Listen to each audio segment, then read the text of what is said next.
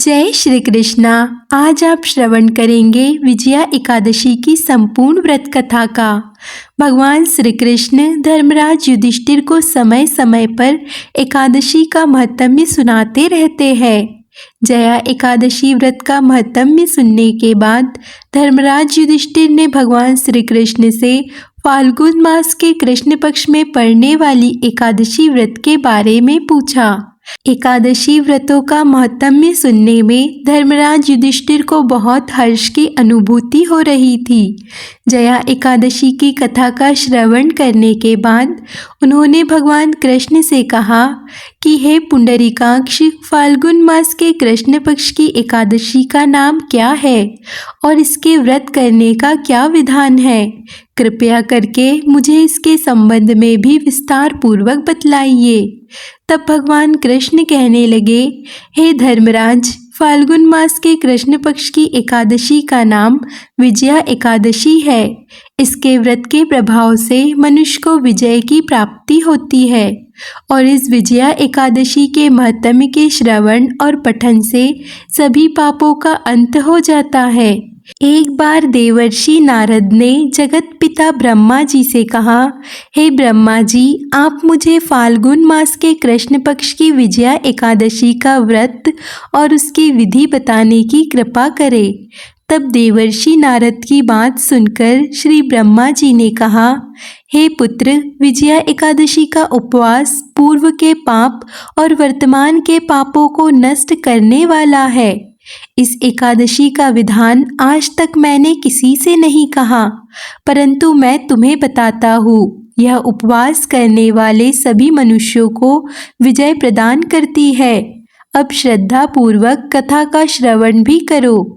श्री राम को जब 14 वर्ष का वनवास मिला, तब वह अपने भाई लक्ष्मण और पत्नी सीता सहित पंचवटी में निवास करने लगे। उस समय महापापी रावण ने माता सीता का हरण कर लिया। इस दुखद घटना से श्री राम जी और लक्ष्मण जी अत्यंत दुखी हुए और सीता जी की खोज में वन वन भटकने लगे। जंगल जंगल घूमते हुए वे मरणाश्रन जटायु के पास जा पहुँचे। जटायु ने उन्हें माता सीता के हरण का पूरा वृत्तांत सुनाया और भगवान श्री राम जी की गोद में प्राण त्याग कर स्वर्ग की तरफ प्रस्थान किया। कुछ आगे चलकर श्री राम और लक्ष्मण जी की सुग्रीव के साथ मित्रता हो गई और वहां पर उन्होंने बाली का वध किया। श्री राम भक्त बजरंगबली हनुमान ने लंका में जाकर तब माता सीता का पता लगाया और माता सीता से श्री राम और महाराज सुग्रीव की मित्रता का वर्णन सुनाया। वहां से लौटकर हनुमान जी श्री रामचंद्र जी के पास आए और अशोक वाटिका का सारा वृत्तांत उन्हें कह सुनाया। सारा वृत्तांत जान लेने के बाद श्री राम जी ने सुग्रीव की सहमति से वानरों और भालुओं की सेना सहित लंका की तरफ प्रस्थान किया। समुद्र किनारे पहुंचने पर श्री राम जी ने विशाल समुद्र को घड़ियालों से भरा हुआ देखा तो लक्ष्मण जी से कहने लगे, हे भ्राता लक्ष्मण, अनेक मगरमच्छों और जीवों से भरे हुए इस विशाल समुद्र को हम कैसे पार करेंगे। तब प्रभु श्री राम की बात सुनकर लक्ष्मण जी ने कहा, हे भ्राताश्री, आप पुराण पुरुषोत्तम आदि पुरुष है और आपसे तो कुछ भी छुपा नहीं है। यहाँ से आधा योजन दूर कुमारी द्वीप में वग्दालभ्य मुनि का आश्रम है। वे अनेक विषयों के ज्ञाता है और वे ही आपकी विजय का उपाय बता सकते हैं। अपने छोटे भाई लक्ष्मण के वचनों को सुनकर श्री राम जी वग्दालभ्य ऋषि के आश्रम में गए और उन्हें प्रणाम कर वे एक और बैठ गए। अपने आश्रम में श्री राम को आया देखकर महर्षि वग्दालभ्य ने पूछा, हे श्री राम, आपने किस प्रयोजन से मेरी कुटिया को पवित्र किया है? कृपया कर अपना प्रयोजन कहे प्रभु। मुनि के मधुर वचनों को सुनकर श्री राम जी कहने लगे, हे ऋषिवर, मैं सेना सहित यहाँ आया हूँ और राक्षस राज रावण को जीतने की इच्छा से लंका जा रहा हूँ। कृपया कर आप इस विशाल समुद्र को पार करने का कोई उपाय बतलाइए। आपके पास मेरे आने का यही एकमात्र प्रयोजन है। तब महर्षि वग्दालभ्य जी कहने लगे कि हे श्री राम, मैं आपको एक अति उत्तम व्रत बतलाता हूँ, जिसे करने से आपको विजय अवश्य ही प्राप्त होगी। तब श्री राम जी ने जिज्ञासु होकर पूछा कि यह कैसा व्रत है मुनि श्रेष्ठ, जिसे करने से समस्त क्षेत्रों में विजय की प्राप्ति होती है। तब महर्षि वग्दालभ्य कहने लगे कि हे श्री राम, फाल्गुन मास के कृष्ण पक्ष की विजया एकादशी का उपवास करने से आप अवश्य ही इस विशाल समुद्र को पार कर लेंगे और युद्ध में आपको विजय भी प्राप्त होगी। हे मर्यादा पुरुषोत्तम, इस उपवास के लिए दशमी तिथि के दिन स्वर्ण, चांदी, तांबे या फिर मिट्टी का एक कलश बनाना चाहिए। उस कलश को जल से भरकर और उस पर 5 पल्लव रखकर उसे एक वेदी पर स्थापित करना चाहिए। फिर उस कलश के ऊपर एक पात्र में 7 प्रकार के अनाज या फिर जौ भरकर रखना चाहिए। फिर उस पर श्री हरि की स्वर्ण की अथवा मिट्टी की प्रतिमा स्थापित करनी चाहिए। फिर एकादशी के दिन स्नान आदि से निवृत्त होकर धूप, दीप, नववेद, फल, फूल, नारियल आदि से भगवान श्री हरि का पूजन करना चाहिए और वह सारा दिन भक्ति पूर्वक कलश के सामने व्यतीत करना चाहिए। रात को भी उसी तरह जागरण करना चाहिए और भगवान का ध्यान करना चाहिए।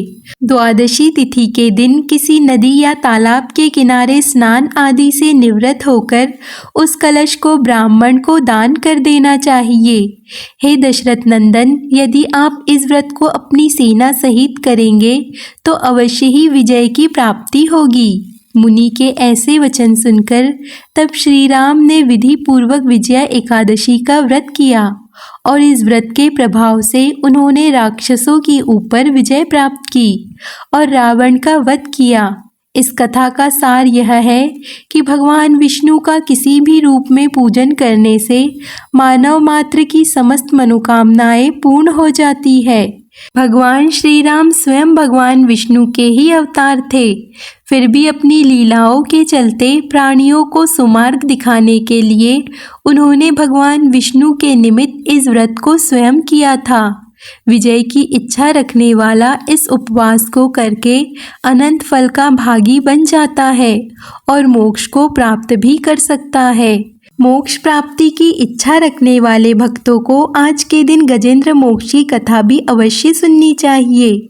तो अब सुनिए गजेंद्र मोक्ष की कथा। प्राचीन समय की बात है, द्रवण देश में एक पांडव वंशी राजा राज्य करते थे, जिनका नाम इंद्रुम था। वे भगवान की आराधना में, भक्ति में ही अपना अधिकतर समय बिताया करते। यद्यपि उनके राज्य में चारों ओर सुख शांति थी, प्रजा प्रत्येक रीति से संतुष्ट थी, प्रसन्न थी, फिर भी राजा इंद्रुम अपना समय राज कार्य में बहुत ही कम दे पाते थे। उनका कहना था कि भगवान विष्णु ही मेरे राज्य की व्यवस्था करते हैं, इसीलिए मैं अपने इष्ट परम प्रभु की उपासना में ही सदा लीन रहा करता हूँ। राजा इंद्रुम के मन में आराध्य आराधना की लालसा बढ़ती ही चली गई। इस कारण एक बार वे राज्य को त्याग कर मलय पर्वत पर रहने लगे। तब उन्होंने अपना वेश तपस्वी जैसा बना लिया। सिर के बाल बढ़कर जटा के रूप में हो गए थे और वे निरंतर पर ब्रह्मा परमात्मा की आराधना में सदैव लीन रहा करते थे। उनके मन और प्राण भी श्रीहरि के चरण कमलों में मधुकर बने रहते। इसके अलावा उन्हें जगत की कोई भी वस्तु नहीं सुहाती थी। उन्हें राज्य, कोश, प्रजा तथा पत्नी आदि किसी प्राणी या पदार्थ की स्मृति ही नहीं होती थी, किसी की भी याद ही नहीं आती थी।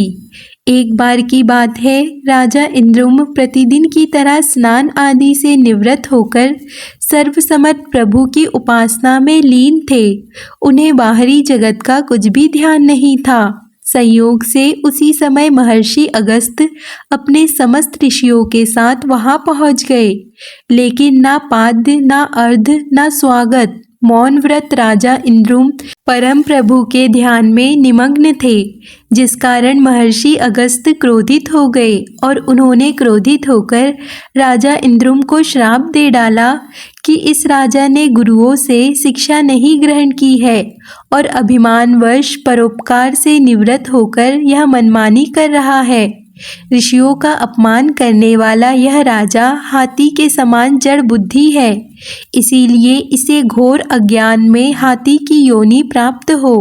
महर्षि अगस्त्य भक्त इंद्रुम को यह श्राप देकर वहां से चले गए।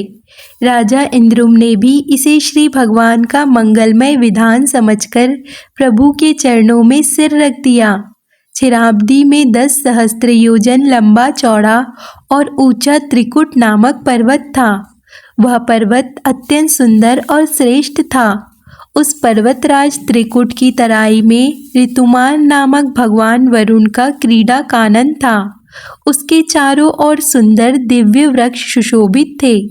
वे वृक्ष सदा ही पुष्पों से फलों से लदे रहते थे।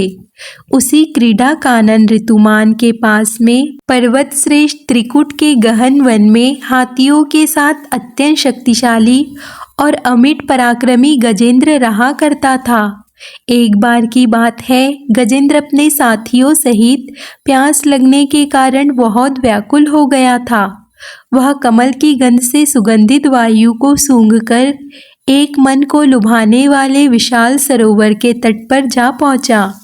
गजेंद्र ने उस सरोवर के निर्मल शीतल और मीठे जल में प्रवेश किया।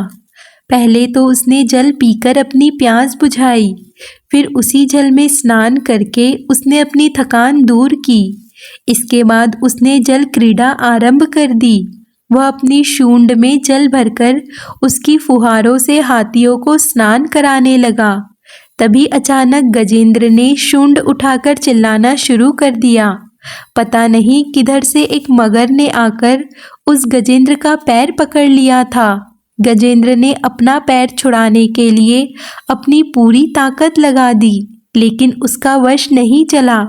मगर के मुंह से उसका पैर नहीं छूट पाया। अपने स्वामी गजेंद्र को ग्रहग्रस्त देखकर हथनिया, क्लब और अन्य जो गज वहां पर थे, वह सभी व्याकुल हो गए।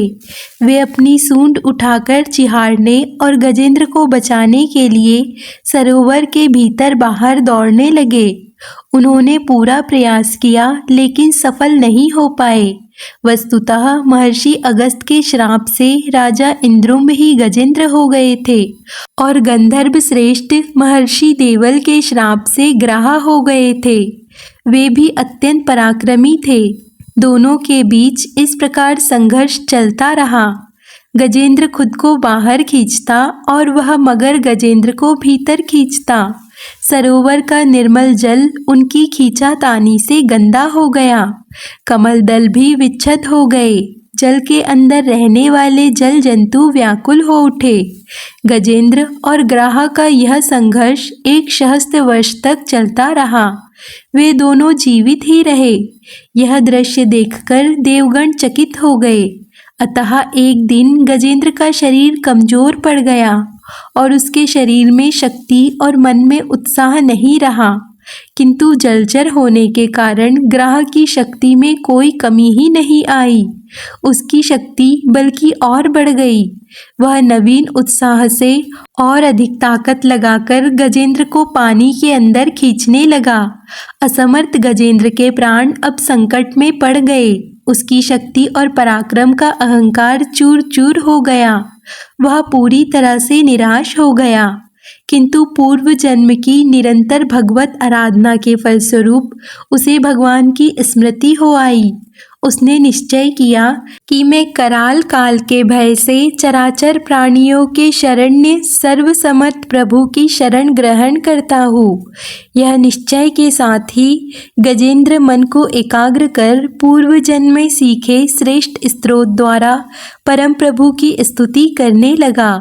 गजेंद्र की स्तुति सुनकर सर्वात्मा भगवान विष्णु प्रकट हो गए। गजेंद्र को पीड़ित देखकर भगवान विष्णु गरुड़ पर आरूढ़ होकर अत्यंत तेजी से उस सरोवर के तट पर जा पहुँचे। जब जीवन से निराश और पीड़ा से छटपटाते गजेंद्र ने हाथ में चक्र लिए गरुड़ पर विराजमान भगवान विष्णु को तीव्रता से अपनी ओर आते देखा तो उसने कमल का एक सुंदर पुष्प अपनी सूंड में लेकर ऊपर उठाया और बड़े कष्ट से कहा, हे नारायण, हे जगतगुरु, हे भगवान, आपको नमस्कार है। गजेंद्र को इस प्रकार पीड़ित देखकर भगवान विष्णु गरुड़ की पीठ से कूद पड़े और गजेंद्र के साथ उस ग्राह अर्थात मगरमच्छ को भी सरोवर के बाहर खींच लाए और तुरंत ही अपने तीक्ष्ण चक्र से ग्राह का मुंह फाड़कर गजेंद्र को मुक्त कर दिया। ब्रह्मा आदि देवगण भी श्रीहरि की प्रशंसा करते हुए उनके ऊपर पुष्पों की वर्षा करने लगे। सिद्ध और ऋषि महर्षि पर ब्रह्मा भगवान विष्णु का गुणगान करने लगे, जय जयकार करने लगे। ग्राह दिव्य शरीरधारी हो गया। उसने भगवान श्री विष्णु के चरणों में सिर रखकर प्रणाम किया और भगवान विष्णु के गुणों की प्रशंसा करने लगा।